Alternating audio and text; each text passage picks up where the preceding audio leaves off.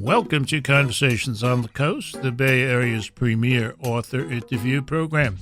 And today we're going to be doing something very special because we are going to talk about one of the most creatively conceived, best written books I personally have ever seen. And it's a book that takes many of us to a place we've never been. The title, Wealth and Power, China's Long March to the 21st Century by Orville, Schell, and John Delury, and is published by Random House. The authors, one of them is here, John. Hi, Jim. And Orville Schell is over in Berkeley, are you not? Greetings. Yes, indeed. Good. Now, I think it's important that we let the listeners know who you guys are, and if you don't mind, I'll read these modest remarks sent to us by the publisher. Orville Schell is the author of more than a dozen books, 15 actually, studied Chinese history at Harvard and Berkeley, and written for many publications, including The Atlantic, The New Yorker, Time, Foreign Affairs, etc. And the New York, formerly the dean of the Graduate School of Journalism over in Berkeley, where he is this morning, and he is currently the Arthur Ross Director of the Asia Society Center on U.S.-China Relations in New York City. Did I leave anything out? I think you've got it essentially. Okay, congratulate your publisher, not me. Now, John Delury, who's here in the studio, received a Ph.D. in modern Chinese history at Yale, where he wrote his dissertation on the Ming-Qing? Qing. Yeah. Ming-Qing. Confucian scholar, here I go again, Gu Yanwu. You got it. Okay. He's taught at Brown, Columbia, and Peking University and was Associate Director of Asia Society Center on U.S.-China Relations. He is currently an Assistant Professor of East Asian Studies at Yonsei University in Seoul, Korea. That sums me up. And are you on vacation, or why are you not there? Well, I'm a native son of California from Sacramento, and so spending some time here and then talking about the book. Good. Is it awful in Korea now, South Korea, with all the stuff that's going on up north, or? Well, right now, probably the only awful thing is the weather. It's a pretty wet, hot summer. But no, I mean, things have stabilized a little bit. The spring got hairy in terms of North Korea, but things are a little more stable right now. One of the things that I think makes Wealth and Power so exciting and important is that it looks at China's emergence, its rejuvenation, as they like to call it, as a long march, captured, of course, in the subtitle, as something that started way back in the 19th century, if not before. You guys see the book as an historical reflection on the backstory to China's economic miracle, and an attempt also to emphasize the perspective of the Chinese themselves. Why did you do it that way? Why the Chinese perspective? Well, one thing we hear in the conversation about China and the United States, there are two parts of it. One is that there's a lot of judgment that's made about China, and there are a lot of fears about China. There are hopes about China. And the contribution we think we can make to the discussion is because we speak Chinese, because we've spent our lives studying China, we're outsiders who can get inside and can talk about, especially their history, which is something incredibly important to Chinese. We can talk about it somewhat from their perspective, but then also bring our outsider perspective. So that's what we try to communicate mostly to American readers in the book, is that sort of outside-inside combination. And then the second thing is about history. As you pointed out, most Americans are coming to China. Suddenly it's in the news all the time. Suddenly it's critical to our economy. And at best, maybe we know a 20, 30-year story about China's rise. But we think it's very important to go back 200, 300 years and to see that arc that China has followed into the modern period. Because without seeing that, the rise, the fall, and the re-rise, you can't really understand the way that China is experiencing their own sort of ascent to a new role in the world, really. Professor Orville Schell, it seems to me that said a different way is you guys are trying to explain how China, after a century of what I call vicissitudes, managed to catapult itself into an era of stunning dynamism and economic growth. And I keep thinking from what I've read of the book that and constantly held back by its historic philosophy of Confucianism. Yeah, I think when Westerners, and particularly Americans, go to China today, and particularly those of us who grew up at a time when China was so different than it is now. I mean, first of all, it was kind of this basket case, this country that's, just steeped in poverty and revolution and chaos, and then this country that was sort of transformed into this sort of inexplicable, angry revolution that was both hostile towards the outside world, at least the capitalist world, the democratic world, and also fraught with all sorts of class struggle. So we grew up, I think, those of us who are somewhat older, looking at a China that didn't seem to be very successful. Mm-hmm. Now, when Americans visit China, I think they're quite staggered by just physically what they see: the city skylines, the new freeways, the airports, the tunnels, the bridges, the apartment houses. It's quite staggering. When I first landed in Beijing in 1975, there had been built one high-rise building in the entire city. We can talk about that contrast a bit more when we come back from this commercial break. You're listening to Conversations on the Coast with Jim Foster. Follow us on Twitter at Jim Foster COC or send an email to jimfostercoc@gmail.com. Wealth and Power, China's Long March to the 20th Century by Orville Schell and John Delury. That's the book we're talking about today, and a lot of people are talking about it. Some of them like it almost as much as I do. One of them, James Fallows, is a gentleman we've had on this program before. He did a book not too long ago about air power and China, and he was good enough to stop by. He says, in part, Wealth and Power offers everything readers might expect from its two eminent authors. It is both sweeping and specific, authoritative and lively, sympathetic and critical, offering the perspective of both the hedgehog and the fox. The hardest challenge in writing about China, or finding things to read about it, is perceiving significant patterns while remaining aware of the chaos and contradictions. Orville Schell and John Delury meet that challenge in exemplary form. I only wish that they'd written the book years ago so that, along with other readers, I could have been taking advantage of its insights all along. Can't get much kinder than that, can you? Very gracious of Jim. Yeah. Let's get back, Orville, to your thoughts about the contrast in China as you visited it in 1975 and as you might visit it tomorrow. Well, I think people visiting now, of course, will have none of the experience that I had initially of a country that was sort of stopped in time. Now you very much have the impression of a country that's on the march at a very high velocity. And so the question arises when you see what China has managed to accomplish, even physically in the last couple decades, How did it happen? How, after so many dead ends, false starts, reversals, failed reforms and revolutions, did China manage to catalyze itself to this rather impressive state of economic dynamism? And, of course, it's got many, many problems as well. So this is sort of what we were trying to look at and to explain, because history does in fact finally make sense. It doesn't wander aimlessly. And the question was, how did it make sense? And what lessons, if any, may this have for other countries that also are steeped in backwardness and aspire to develop?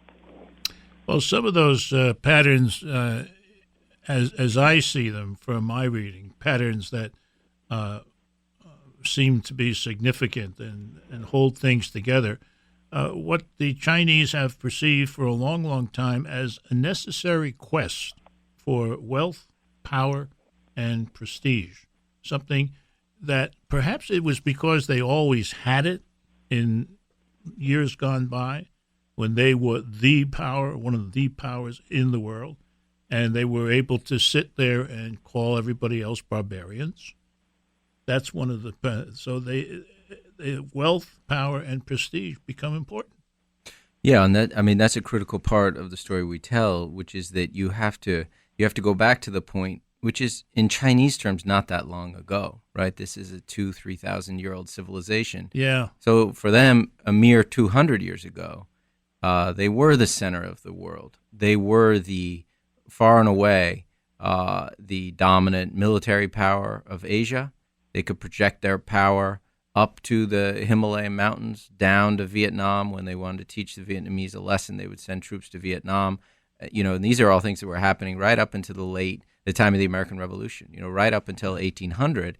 Economically, some of the best work in terms of economic history in China has shown. There's one book by Ken Pomerantz a few years ago that showed how standards of living in the developed areas of China were higher than in Britain and the Netherlands, than the richest parts of Europe, right up until 1800. Mm-hmm. So on all these levels, China was doing incredibly well and was kind of the leader of the world. And then they plummet from that position over the course of the Yeah, and Orville, one of the patterns which shows that kind of plummeting is what you call, or what they call, certain treaties of humiliation. When the country is humiliated, its spirit will be aroused. But first comes the humiliation. What are you talking about there? Well, and the humiliation really came from all of the so-called great powers of Europe, and then Japan marching into China, demanding all sorts of colonial concessions, economic concessions, really pushing China around. One Japanese diplomat described it as a great cow just sort of being held in place so the great powers could milk it. So this was not a very edifying experience for Chinese, and I think we need to remember now, as we do business, we have academic exchanges, and we try to work out diplomatically how the U.S. and China can cooperate, that there is this kind of deep root. It's sort of like a tooth with a very sensitive, deep root that goes back into history, because otherwise I think we'll be rather flummoxed by why we can't have a better relationship with them, at a time when almost every great global problem requires it. Now, we have very different political systems and very different backgrounds, but we also, each of us brings to this relationship, it's something like a very long marriage.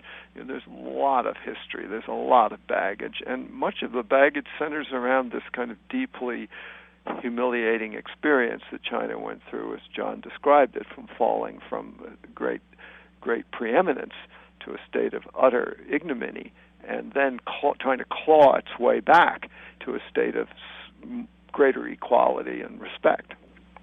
Because of the depth of the problem and its degree of hardness, you read this book and you read the stories of many heroes which weren't quite able to pull it off, like Li Hongzhang.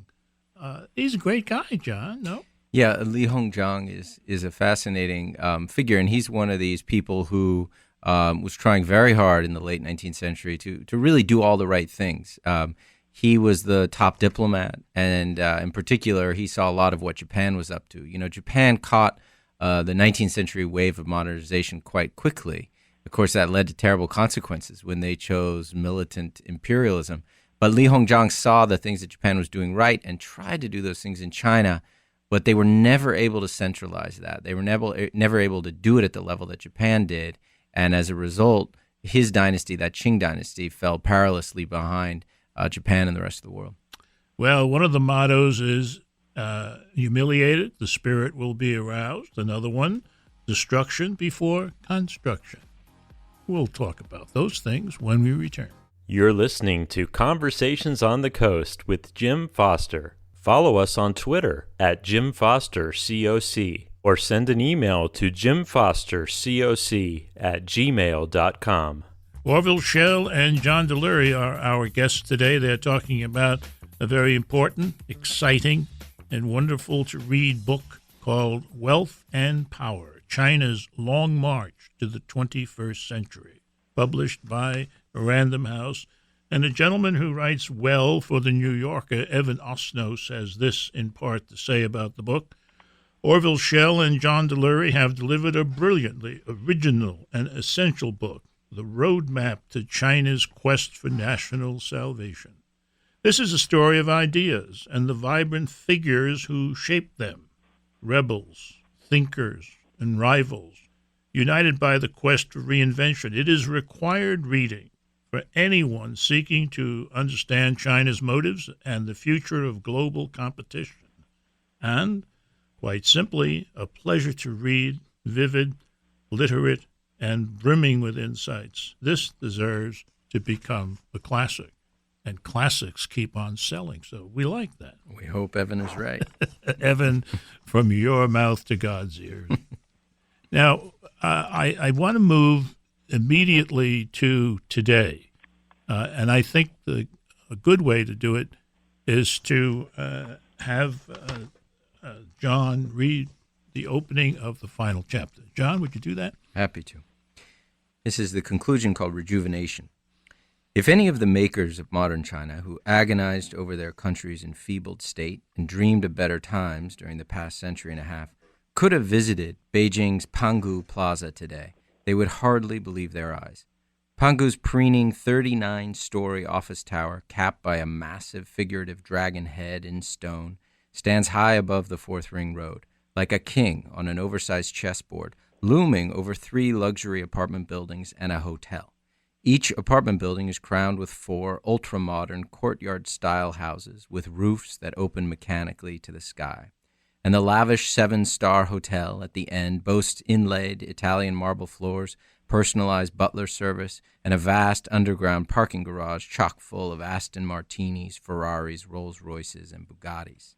Just across the street lies the sprawling Olympic Park with its translucent National Aquatic Center, changing colors at night like a giant pinball machine, and the National Stadium, better known as the Bird's Nest, whose sinuous metallic superstructure is also illuminated after dark, to look like a fantasy from another planet.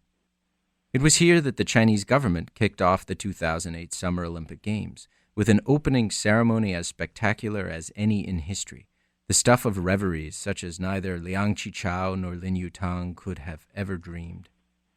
Yet here it was, in granite, steel, and light, a manifestation, in spectacular form, of the People's Republic of China's new wealth and power. And Pangu Plaza is only one small piece of the ever-startling tableau of progress that has issued forth from Deng Xiaoping's bold blueprint of reform and opening up.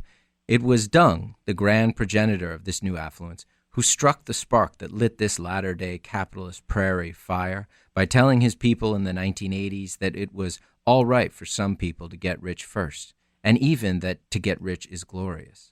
When Jiang Zemin inherited the status of paramount leader from Deng upon his death in 1997, Jiang emphasized not just development, but also China's need to rejuvenate, the latter a freighted word that harked back to Sun Yat-sen's call in 1894 to reinvigorate the country, and even further back to Feng Guifan's hope in the 1860s that the Qing dynasty would enter a period of mid-dynastic revival. As Jiang Zemin summed up the logic of modern Chinese history for delegates to a meeting celebrating the 70th anniversary of the Chinese Communist Party in 1991, he said, "All endeavors by the Chinese people for the 100 years from the mid-20th century to the mid-21st century are for the purpose of making our motherland strong, the people prosperous, and the nation immensely rejuvenated." That really sums it up very well, I think. The one thing that I keep thinking about when you read something like that, or when I delve into the book and I'm running around identifying the 11 leaders that you guys demark, is there's one that doesn't seem to fit. And Orville, I'm going to ask you to make them fit if you can. Mao Zedong.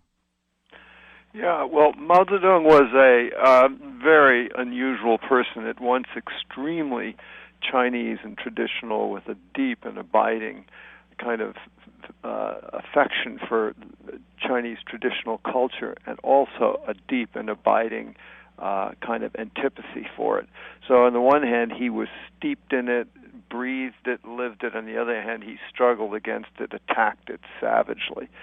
This was his revolution, his attempt to kind of break China loose from its past and sort of catapult it into this new sort of Marxist, classless society, because the old society had been very much, sort of striated, sort of between different classes, rich and poor, officials, peasants, etc.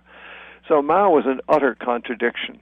But as we sort of discovered in researching this book, strangely, his enormous sort of energy, revolutionary energy, permanent revolution, did finally break China loose from its past. The very thing that many people for 100 years had saw as kind of paralyzing it and preventing it from becoming wealthy, strong, and able to defend itself and vie in the world of kind of global competition that was sort of had already set Europe into the Industrial Revolution and into wealth and power of its own.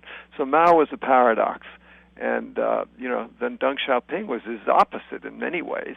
He came along and he turned off the revolution, turned on economic sort of wealth accumulation, and we now see the effects of that. And we now have a book that helps us follow that story and really understand it in historic terms. That book that'll help us understand this history is called Wealth and Power, China's Long March to the 21st Century, by Orville, Schell, and John Delury. This has been Conversations on the Coast, and I'm Jim Foster.